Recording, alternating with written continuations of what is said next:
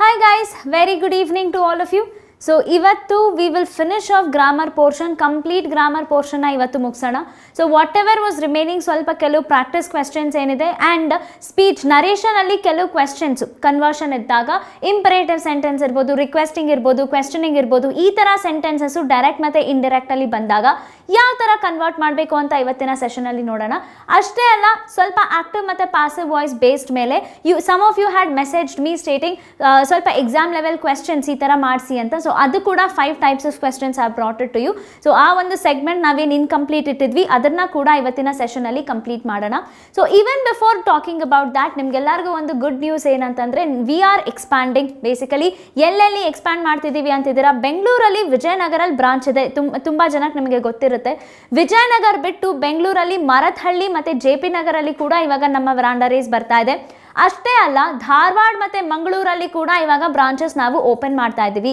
So coming 3 months ಅಲ್ಲಿ all these branches will be ready. Already ಮೈಸೂರಲ್ಲಿ it is going on, the branches started, classes ಕೂಡ ನಡೀತಾ ಇದೆ ಅಲ್ಲಿ. ಸೊ ಇಫ್ ಯು ಗೈಸ್ ಇವಾಗ ಬೆಂಗಳೂರಿಗೆ ಬರೋಕ್ಕಾಗಲ್ಲ ಅಂತಂದ್ರೆ ನಿಮ್ಮ ಊರಲ್ಲಿ ಕೂಡ ನೀವು ಇವಾಗ ಮಾಡ್ಬೋದು. You can join to Veranda Race institution. Mangaluru ಮತ್ತೆ ಧಾರವಾಡಲ್ಲಿ ಇವಾಗ ಬರ್ತಾ ಇದೆ, ಆಲ್ರೆಡಿ ಮೈಸೂರಲ್ಲಿ ಇದೆ.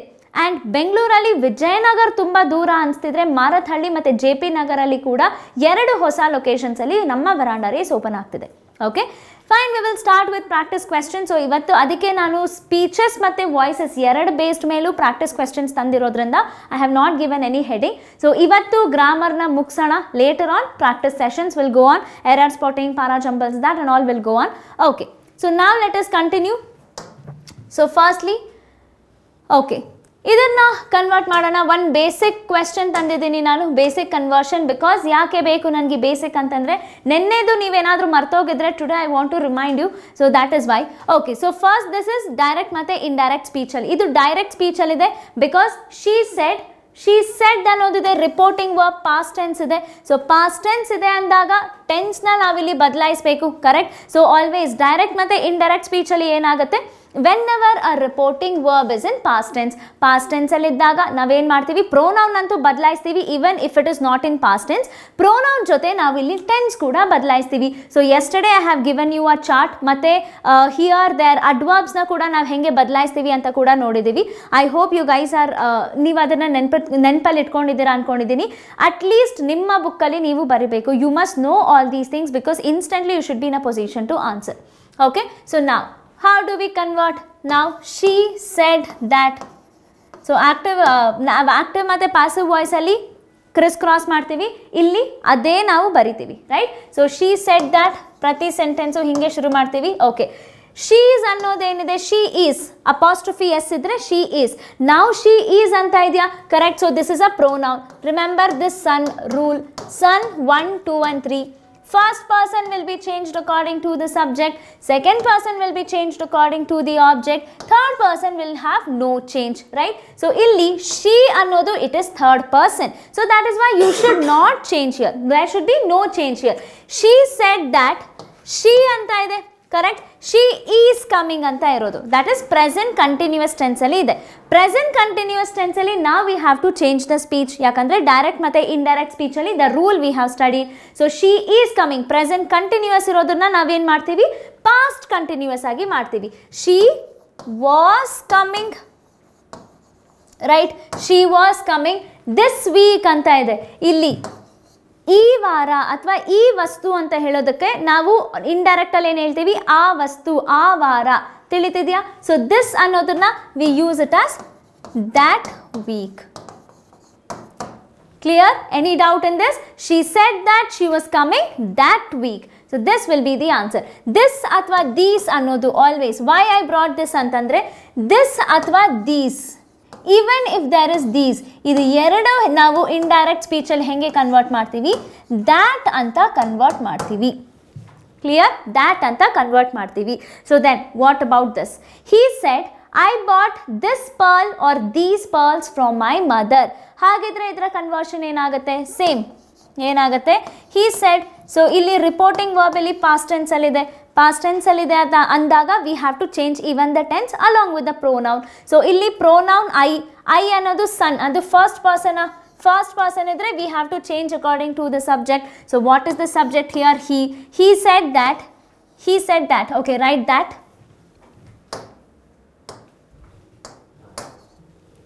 He said that, right? I change it according to the subject, that is he. He bought this ball ಅಥವಾ these ball, right? So ಇಲ್ಲಿ these ಅಂತ ಇದೆ. I know this and these ಇದ್ದಾಗ that ಅಂತ ಬಳಸಬೇಕು. I bought that pearl or that pearls from his mother.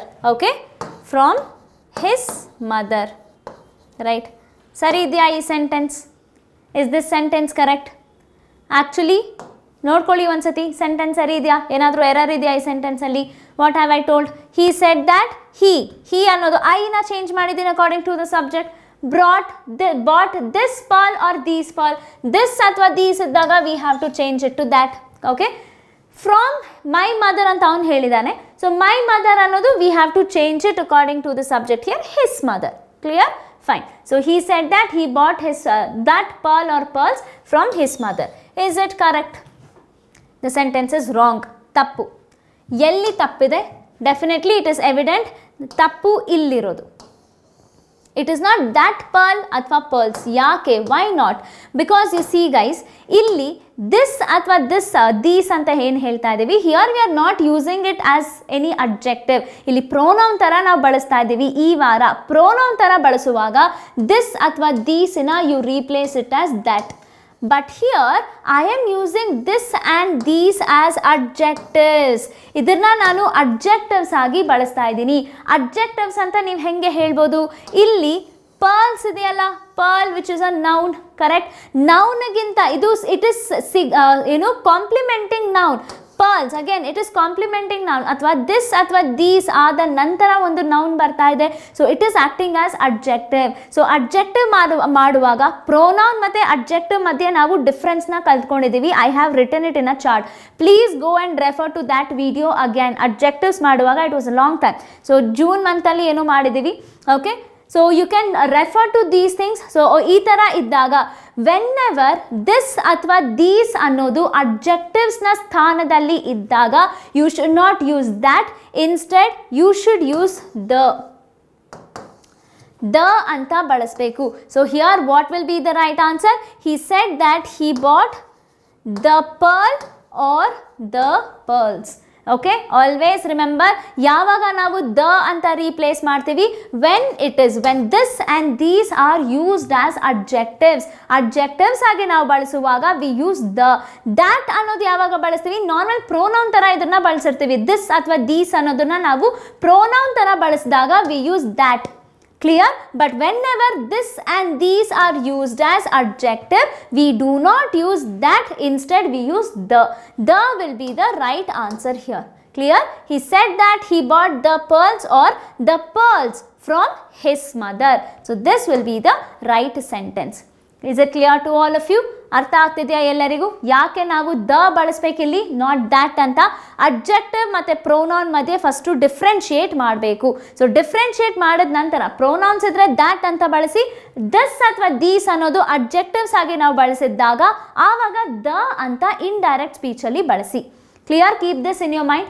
Error ಸ್ಪಾಟಿಂಗಲ್ಲಿ ಈ ಒಂದು ಏರಿಯಾನಲ್ಲಿ ಎರರ್ ಕೊಡಬಹುದು. Very important. Keep that in your mind. Okay, now imperatives. What are imperative sentences? So imperatives ಅಂತಂದರೆ command ಕೊಡೋದು, ಅಡ್ವೈಸ್ ಕೊಡೋದು, ಓಕೆ, ಏನಾದರೂ ಹೇಳೋದು, ಲೈಕ್ ಸಜೆಷನ್ ಕೊಡೋದು. All these are imperative sentences. Requesting, all these are imperative sentences. Imperative sentence ಇದ್ದಾಗ how to change, ಡೈರೆಕ್ಟಿಂದ indirect ಸ್ಪೀಚ್ಗೆ ಹೆಂಗೆ ಚೇಂಜ್ ಮಾಡೋದು ನೋಡ್ಕೊಳ್ಳಿ. Shut up. ಶಟ್ ಅಪ್ ಅಂದರೆ ನನಗೆ ಹೇಳ್ತಾ ಇದ್ದಾನೆ, ಸುಮ್ಮನೆ ಇರು, ಬಾಯಿ ಮುಚ್ಕೊಂಡಿರು ಅಂತ, right? So how do you say? He or she or they. Let's ಇಲ್ಲಿ ನಮಗೆ ಜೆಂಡರ್ ಗೊತ್ತಿರಲ್ಲ, ಸೊ ಹಾಗಾಗಿ ನಾವಿಲ್ಲಿ ಏನು ಬಳಸ್ತೀವಿ? ಹಿ. ಇದನ್ನು ನಾವು ನೌನ್ಸ್ ಮಾಡುವಾಗ ನೋಡಿದ್ದೀವಿ. ಸೊ ನೌನ್ಸ್ ಮಾಡುವಾಗ whenever you are not aware of any gender, then what you assume? You assume masculinity. So nouns video ಒಂದ್ಸತಿ ಮತ್ತೊಮ್ಮೆ ರಿವೈಸ್ ಮಾಡ್ಕೊಳ್ಳಿ, you will get to know. So he told me shut up. He told me shut up. Clear? So ಇಲ್ಲಿ exclamation mark ಇದೆಯಲ್ಲ, he told me shut up. See, always told ಮತ್ತೆ said ಅಲ್ಲಿ difference ನೋಡ್ಕೊಳ್ಳಿ. Told ನಂತರ we can use pronoun me ಅಂತ ಬಳಸ್ಬೋದು, but said ನಂತರ direct ಆಗಿ ಪ್ರೋನೌನ್ಸ್ ಬಳಸೋಕ್ಕಾಗಲ್ಲ. ಸೆಡ್ ಟು ಮೀ ಅಂತ ಬಳಸಬೇಕು. ಹಿಯರ್ ಟೋಲ್ಡ್ ಟು ಮೀ ಬಳಸಬಾರ್ದು, it is only told me. Said ಜೊತೆಗೆ ಸೆಡ್ ಮೀ ಅಂತ ಹೇಳಬಾರ್ದು, said to me. This is the difference. ಈ ಒಂದು ಡಿಫ್ರೆನ್ಸ್ನ ನೋಟ್ ಮಾಡ್ಕೊಳ್ಳಿ. Okay, next don't do. This is a positive imperative. ಇದನ್ನು ನಾವು ಪಾಸಿಟಿವ್ ಇಂಪರೇಟಿವ್ ಅಂತ ಕರಿತೀವಿ. Right? Positive imperative. I am just asking someone to keep quiet ashte. This is a positive imperative. But here, don't anta idiyalla. So, this is classified as negative imperative. Negative imperative anta heltivi. So, negative imperative iddaga henge change ಮಾಡಬೇಕು. Don't do that again. Again, he antane bariri ಇಲ್ಲಿ. He told me not to do that again. So ಇಲ್ಲಿ that ಅನ್ನೋದನ್ನ ನಾವು ಬದಲಾಯಿಸೋದಿಲ್ಲ, that ಹಾಗೆ ಉಳ್ಕೊಳ್ಳುತ್ತೆ. Clear? So negative imperative ಇದ್ದಾಗ not ಅನ್ನೋದನ್ನ ಮುಂಚೆ, ಡು ನಾಟ್ ಅನ್ನೋದೇನಿದೆ ಸ್ಪ್ಲಿಟ್ ಮಾಡಿ ನಾಟ್ ಫಸ್ಟ್ ಬರೀರಿ, ಆಮೇಲೆ ಡೂ ಅಂತ ಬರೀರಿ. ಕ್ಲಿಯರ್? ಸೊ ಇಂಪರೇಟಿವ್ ಸೆಂಟೆನ್ಸ್ ಇದ್ದಾಗ ಡೈರೆಕ್ಟ್ ಮತ್ತು ಇಂಡೈರೆಕ್ಟ್ ಸ್ಪೀಚ್ ಹಿಂಗೆ ಮಾಡಬೇಕು. He told me not to do that again. Clear? Please give me a glass of water. So this is request. So request ಮಾಡ್ತಾ ಇದ್ದಾರಾ? So request ಅಂತ ಇದ್ದಾಗ how can you say? You can say he asked me, because he ಅನ್ನೋದು ನಾನು ಏಕೆ ಬಳಸ್ತಾ ಇದ್ದೀನಿ, ಇಲ್ಲಿ ಒಬ್ಬ ವ್ಯಕ್ತಿಯ ಜೆಂಡರ್ ಗೊತ್ತಿಲ್ಲ ಅಂದಾಗ ಇಂಗ್ಲಿಷ್ನ ಸ್ಟ್ಯಾಂಡರ್ಡ್ ರೂಲ್ಸ್ ಏನು ಹೇಳುತ್ತೆ? To assume masculinity. Feminine? No, it is masculinity. Whenever a gender is not known, you have to embrace masculinity. Okay, so what is it? He asked me a glass of water. Simple. He asked me a glass of water.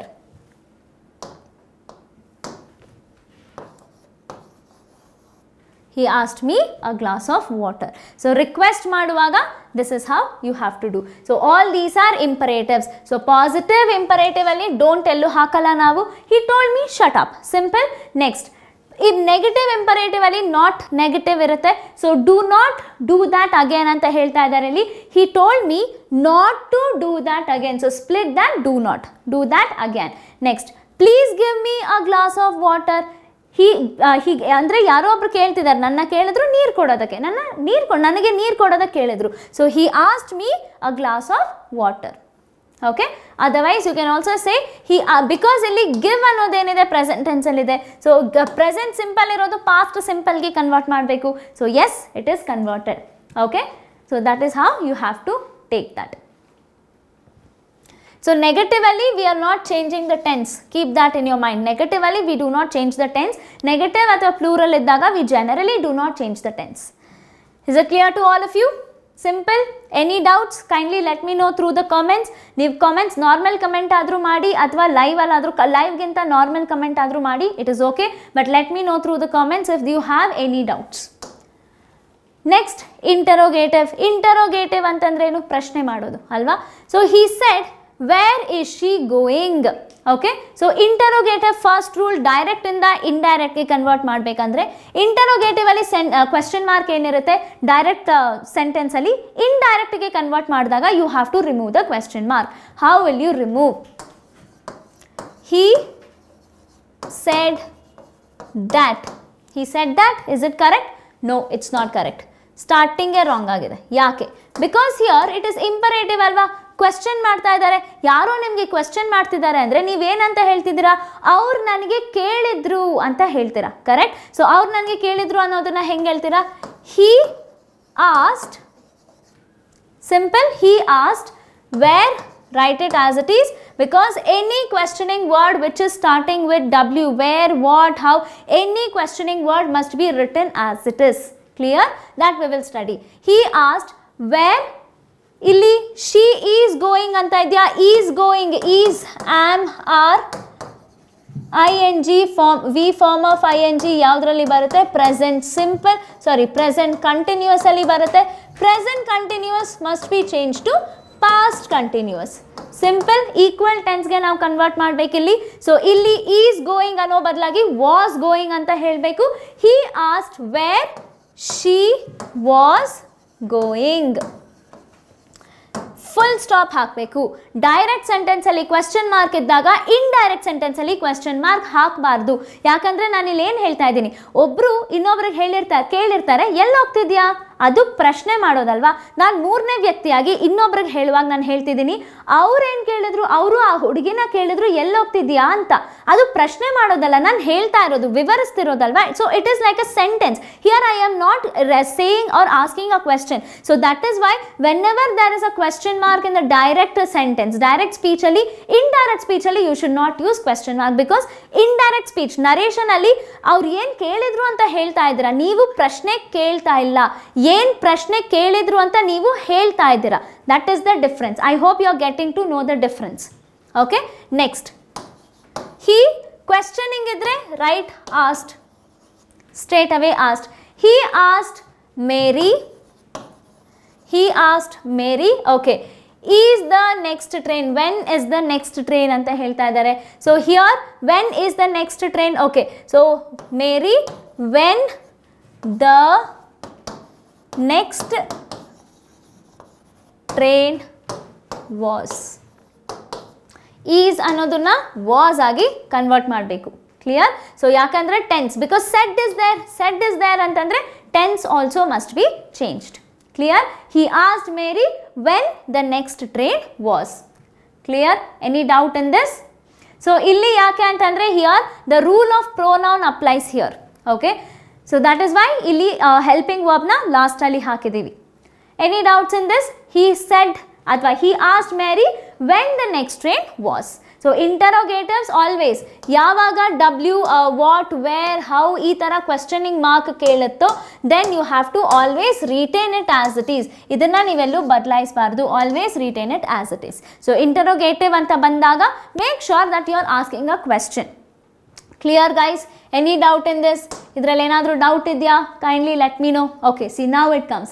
So ಯಾವಾಗ question word when, where, who, how, why ಈ ಥರ question words ಬರುತ್ತೋ you should not change the question word. ಆ question ವರ್ಡ್ನ ಹಾಗೆ retain ಮಾಡಬೇಕು. Okay, so he said ಅನ್ನೋದನ್ನ you should say he asked. Clear? So he asked. Why ಅನ್ನೋದನ್ನ ಹಾಗೆ ರಿಟೈನ್ ಮಾಡಿ. ಸೊ ಹಿ ಆಸ್ಕ್ಡ್ ವೈ ಅನ್ನೋದನ್ನ ಹಾಗೆ ರಿಟೈನ್ ಮಾಡಿ.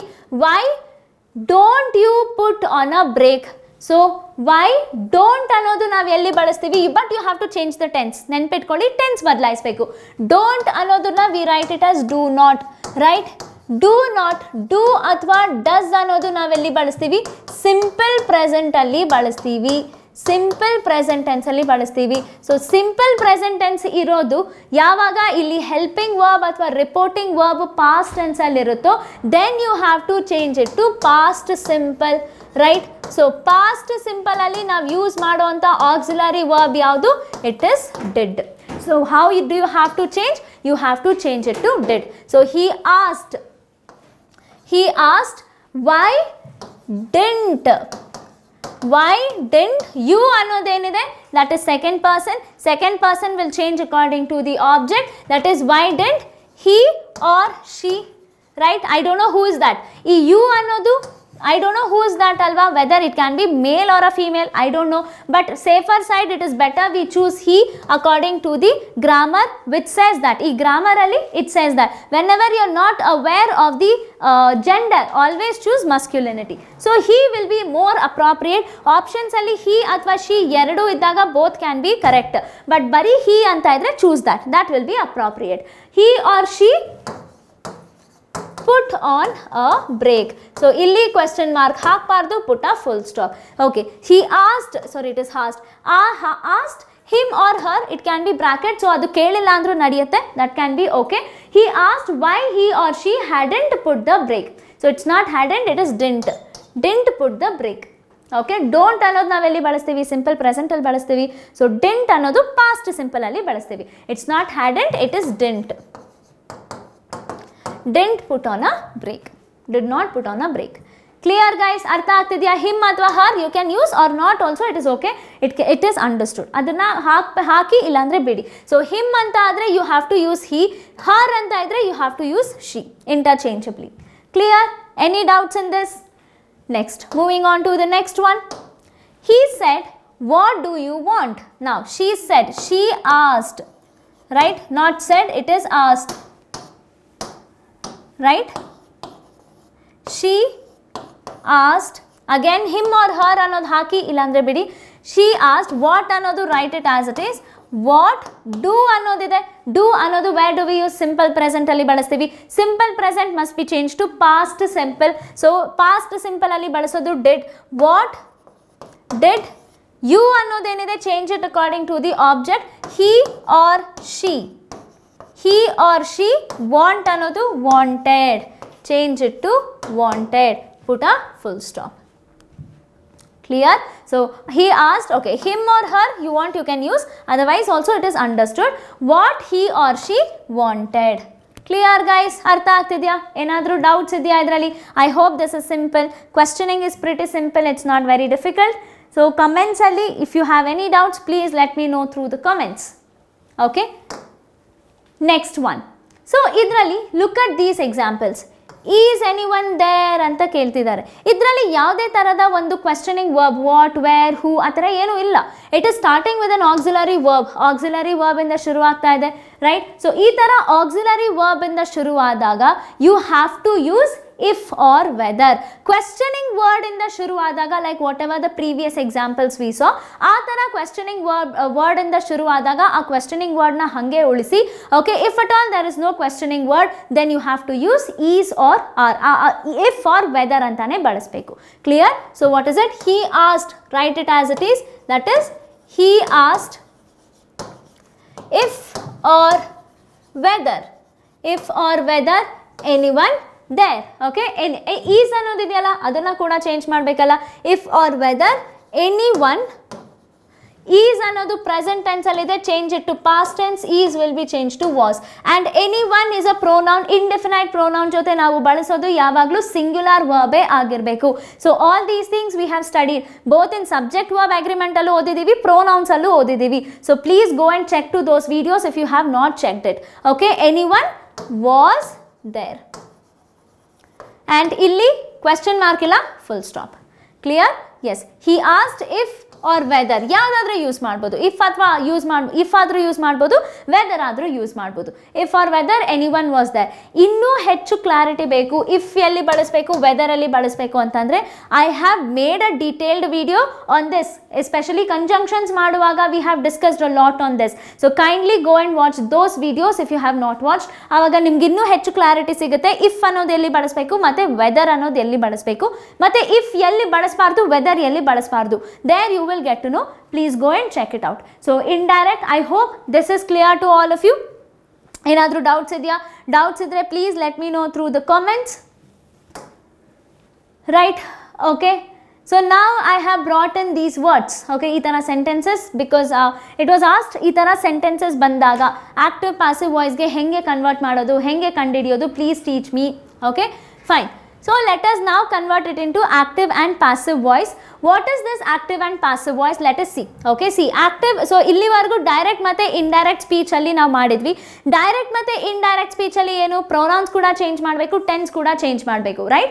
Only when the reporting speech is in past tense.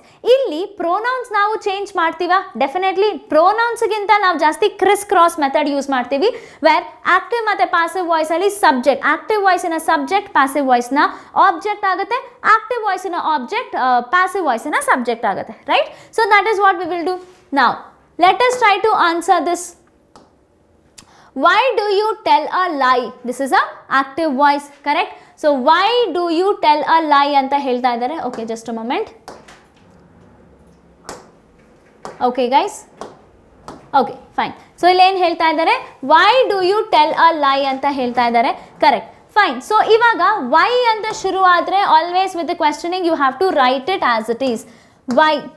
So firstly active ಮತ್ತೆ passive voice ಅಲ್ಲಿ ನಾವೇನು ಮಾಡ್ತೀವಿ? We criss cross it. How do you criss cross? ಅ ಲೈ ಅನ್ನೋದೇನಿದೆ Y a lie is told ಅಂತ ನಾವು ಹೇಳ್ತೀವ. ಆ್ಯಂಡ್ ಆಕ್ಟಿವ್ ಮತ್ತು ಪ್ಯಾಸಿವ್ ವಾಯ್ಸಲ್ಲಿ we do not change. What do we not change? ಟೆನ್ಸ್ನ ಬದಲಾಯಿಸಲ್ಲ, ಟೆನ್ಸ್ನ ಹಾಗೆ ರಿಟೈನ್ ಮಾಡ್ತೀವಿ. To remind you, we give verb to be. Be can be converted into is, am, are, 3 different forms of be, and later on was or were, and the other form of be, been and being. These are the other 3 forms of be, right? So and after be, active matte passive voice alli we always use be3 form of the verb, correct? Okay, so why another we write it as it is, why is written as it is. Okay, fine. Next, so what do we do next? Why ಅನ್ನೋದು ಹಾಗೆ ಬರಿತೀವಿ. Okay, so ಇಲ್ಲಿ first ಏನು identify ಮಾಡಬೇಕು? Why ಅನ್ನೋದು ಬಿಟ್ಟರೆ do you tell you tell a lie ಅನ್ನೋದಾಗತ್ತಾ? What is it? You tell a lie, correct. ಇದನ್ನು ನಾವು ಅಸರ್ಟಿವ್ ಸೆಂಟೆನ್ಸ್ಗೆ ಕನ್ವರ್ಟ್ ಮಾಡಬೇಕಂದ್ರೆ ಏನಾಗುತ್ತೆ? ಯು ಟೆಲ್ ಅ ಲೈ ಆಗುತ್ತೆ. ಓಕೆ, ಸೊ ಅ ಲೈ ಅನ್ನೋದು ಫಸ್ಟ್ ಬಳಸಬೇಕು ನಾವು criss cross method, right? So what it will B? So ಇದನ್ನು ಬರೀ ಈ ಸೆಂಟೆನ್ಸ್ನ ನಾನು ಏನು ಪ್ಯಾಸಿವ್ ವಾಯ್ಸ್ಗೆ ಕನ್ವರ್ಟ್ ಮಾಡಬೇಕು ಅಂತಂದರೆ, ಸೊ ಇಲ್ಲಿ ಫಸ್ಟು ಯು ಅನ್ನೋದಿದೆ, ಆಮೇಲೆ ಅ ಲೈ ಅನ್ನೋದಿದೆ, ರೈಟ್? ಸೊ ಇಲ್ಲಿ ಸಬ್ಜೆಕ್ಟ್ ಏನು? Subject is you, a lie that is the object. So active ವಾಯ್ಸಲ್ಲಿ ಇದು ಆಕ್ಟಿವ್ ವಾಯ್ಸಲ್ಲಿದೆ. ಪ್ಯಾಸಿವ್ ವಾಯ್ಸಲ್ಲಿ ಕನ್ವರ್ಟ್ ಮಾಡಬೇಕಂದ್ರೆ I have to start it with a lie, right? A lie by you, right? By you, correct. So ಏನು ಹೇಳಬೇಕು ಇಲ್ಲಿ? Active passive ವಾಯ್ಸಲ್ಲಿ ಒಬ್ಬ ವ್ಯಕ್ತಿ ಮಾಡಿರೋ ಕೆಲಸ ನಾವು ತೋರಿಸ್ಬೇಕು ಅಲ್ವಾ? ಆ ವ್ಯಕ್ತಿಗಿಂತ ವ್ಯಕ್ತಿ ಮಾಡಿರೋ ಕೆಲಸ. ಸೊ ಅ ಲೈ ಯು, ಅವ್ನು ಹೇಳಿರೋ ಅಂತ ಸುಳ್ಳು, that is what it is told here. So here tell in a third form, V3 form of tell is told. V3 form of tell is told. Okay, next.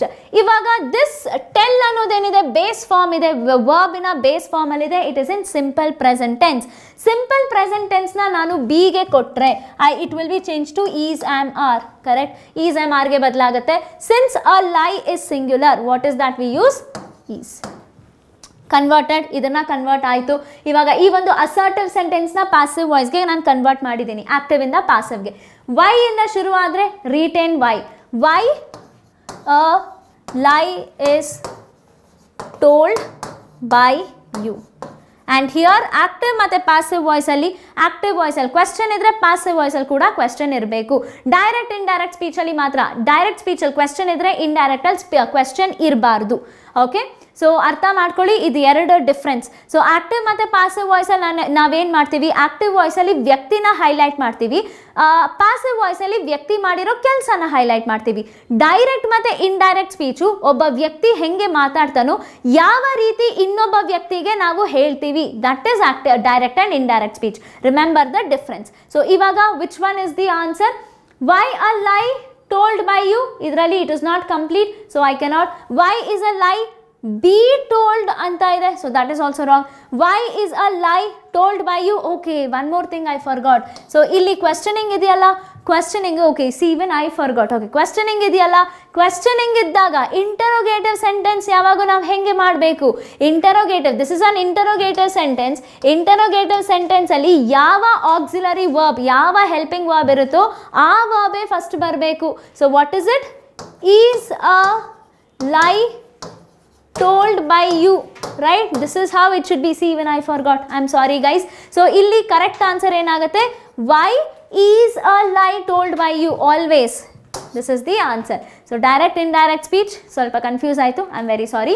Okay, so always remember, ಇದನ್ನು ನಾವು active passive voice ಮಾಡುವಾಗ discuss ಮಾಡಿದ್ದೀವಿ, ತುಂಬ discuss ಮಾಡಿದ್ದೀವಿ. I forgot about it, I am extremely sorry. Okay, so always remember, interrogative sentence ಇದ್ದಾಗ auxiliary verb active ಮತ್ತು passive ವಾಯ್ಸಲ್ಲಿ auxiliary ಅಂದರೆ helping verb, ಯಾವ ಹೆಲ್ಪಿಂಗ್ ವರ್ಬ್ ಇರುತ್ತೋ ಅದೇ ಫಸ್ಟ್ ಬರಬೇಕು. Clear? So this is the right answer. This is light. There is no word called light. It is this. Why is a lie told by you? Because it is interrogative. That is why we must put is first. Why is a lie? Illi is hakpardu. Simple? Okay. Next. You will praise her very much. Will anodide. Right? Illi again we will write forms of be. Be na more forms of is, am, are. Correct? Followed by was or were, correct? Next, after that what is it? been or being. Right? Okay, fine. Now what? You will praise her very much anta ide. Will ಅನ್ನೋದು it is future tense. Okay, so you will praise her very much, ಇದು ಒಂದು assertive sentence ಇದೆ. So it will be easy. Her is object here, right? You is subject here. Her is object and you is subject. Okay, so object first ಬರುತ್ತೆ. Object first ಬಂದಾಗ she. Her ಅನ್ನೋದು pronoun ಇನ object ಅಲ್ಲಿ she ಆಗುತ್ತೆ, right? She by you, by you, ಯಾಕಂದ್ರೆ you ವಿನ objective case ಕೂಡ you ಆಗುತ್ತೆ, right? Praise ಇದು third form ಅಲ್ಲಿ ಬರಬೇಕು, that is V3. She praised, V3, it is praised. Okay, now she will ನ ನಾವು ಅದೇ ರೀತಿ ಬರಿಬೇಕಲ್ವಾ, will ಅದೇ ರೀತಿ ಬರಿಬೇಕು. ಸೊ will ಜೊತೆಗೆ ನಾನು ಯಾವ ಒಂದು ಬಿ ಫಾರ್ಮ್ನ ಹಾಕಬೇಕು ನನಗೆ ಗೊತ್ತಾಗಲ್ಲ. So she will be praised by you. Clear? She will be praised by you very much. So very much ಅನ್ನೋದೇನಿದೆ, it can be after by you or before by you, that is okay. She will be praised by you very much or she will be praised very much by you, both are appropriate. So ಯಾವ್ದು ಇಲ್ಲಿ answer ಆಗುತ್ತೆ, she will praised very much by you. So ಬರೀ will ಆಗೋದಿಲ್ಲ, it cannot be. She will be praised very much by you. Yes, this can be possible. She will being praised, ಇದಾಗೋದಿಲ್ಲ. She will been praised, idu kuda agalla. So what is the right answer? She will be praised very much by you. Clear guys? Is it clear to all of you? Simple idya? Is it simple on how to make it out? Okay, the next one. I take exercise daily. Okay, so I take exercise daily. Ili daily annodhenide, daily is the adverb, right? Daily is adverb. I is subject, exercise is object. So what I can write? Exercise first in the start ಮಾಡಬೇಕಾ? Exercise, sorry. Okay. Right, exercise. Okay. Exercise by me daily. By me daily. ಯಾಕಂದ್ರೆ I ನ objective cases me. Okay. So exercise. Take in a V3 form ಏನಾಗುತ್ತೆ, taken. Taken V3 form ಏನಾಗುತ್ತೆ, taken ಆಗುತ್ತೆ. Okay, next I take exercise daily ಅಂತ ಇದೆ. ಓಕೆನಾ, I take exercise daily. ಇವಾಗ ಇದೇನು ಮಾಡೋದು, what to do, this take is in V3, I mean present simple tense ಅಲ್ಲಿದೆ, ರೈಟ್? ಪ್ರೆಸೆಂಟ್ ಸಿಂಪಲ್ ಟೆನ್ಸ್ ಅಲ್ಲಿದೆ. Okay, so present simple tense ಅಂದರೆ the forms of be will be is, am, are. Present simple tense ali, that is what we do. Okay, exercise is, because simple present simple tense ali daga we have to take is, right? Exercise is taken by me daily. Okay, so exercise are taken, no, it is wrong. Exercise is uncountable noun, you cannot use are. Exercise is, exercise yes you can use it, but ಇಲ್ಲಿ exercise ಅನ್ನೋದು singular ಅಲ್ಲಿ ಇದೆ, so ಹಾಗಾಗಿ ಇಲ್ಲಿ are ಅಂತ ನಾವು ಬಳಸಬಾರದು. Okay, exercise is taken daily by me. Okay, that is what even we have got. Okay, ಬೇರೆ ಏನಾದರೂ ಇದೆಯಾ ನೋಡೋಣ. Exercise is being taken, no, being ನಾವು continuous ಅಲ್ಲಿ ಬಳಸ್ತೀವಿ, ಇಲ್ಲಿ continuous ಇಲ್ಲ, this is the base form, right? V1 form ಅಲ್ಲಿ ಇದೆ. So being I cannot. Exercise is been, no, because ಇಲ್ಲಿ been ಅಂತ ಬಳಸೋದು past tense ಅಲ್ಲಿ, but here it is base form of the verb. So what is the right answer? B. Exercise is taken daily by me. Clear? She will invite me. Again will anta ide. Will anta iddaga what do we have to do? Will hange baritivi, adar jote be kuda baritivi. So what is that? Me ಅನ್ನೋದು objective case ಅಲ್ಲಿ ಇದೆ, she ಅನ್ನೋದು subjective case ಅಲ್ಲಿ ಇದೆ, right? So what is it? Me ಅನ್ನೋದು I ಆಗಿ change ಆಗುತ್ತೆ ಆಗ್ತಾ passive voice ಅಲ್ಲಿ. I by her, she na objective case is by her. Okay, we will write it as it is. Okay, invite ಏನಿದೆ, invite main verb ಯಾವಾಗೂ V3 form ಅಲ್ಲೇ convert ಆಗುತ್ತೆ. V3 form of verb is invited, right? Invited. Now will ಅನ್ನೋದು ಹಂಗೆ ಬರಿತೀವಿ, I will. So be, write it as it is. Objective always modal verbs ಬಂದಾಗ always write be with the modal verb. What is it? I will be invited by her. So here I shall be invited by her anta ide, but I have written will be. Okay, let us wait. I will invited by her. No, structure is wrong. ಯಾಕಂದ್ರೆ will ನಂತರ be ಬರಬೇಕಿತ್ತು, but V3 form direct ಆಗಿದೆ. I shall being ಅಂತ ಇದೆ. being first of all ಇಲ್ಲಿ ಬಳಸಲ್ಲ, because ing ಫಾರ್ಮಲ್ಲಿ ಮಾತ್ರ being ಬಳಸ್ತೀವಿ. I will been invited. No, because been ಅನ್ನೋದು we use it only in case of past tense. So here also we cannot use be. But ಇಲ್ಲಿ none of these ಅನ್ನೋ option ಇಲ್ವಲ್ಲ, then this is the right answer. Okay, ಇಲ್ಲಿ will ಇದೆ, ಇಲ್ಲಿ shall ಇದೆ ಅಂತ ಇದೆ, that is okay. Will or shall can be used interchangeably, that is okay. ಮುಂಚೆ ಒಂದು ಡೆಫಿನೈಟ್ ರೂಲ್ಸ್ ಇತ್ತು, ಬಟ್ ಇವಾಗ ಆ ಥರ ಡೆಫಿನೈಟ್ ರೂಲ್ಸ್ ಇಲ್ಲ. They can be used interchangeably. I will or shall be invited by her. Clear guys? So first, the last one is the right answer. Next, did you visit a zoo? So this is a question, interrogative form alide. So interrogative form aliddaga I have taught you how to convert it. Henge convert ಮಾಡಬಹುದು, ಇದನ್ನ assertive form ಅಲ್ಲಿ convert ಮಾಡಿ. So did ಅನ್ನೋದು ನಾವೆಲ್ಲಿ ಬಳಸ್ತೀವಿ, past simple ಅಲ್ಲಿ ಬಳಸುವಂತದ್ದು, right? So ಇದನ್ನ past simple ಆಗಿ ಬಳಸಬೇಕಾದ್ರೆ this will be V2 form.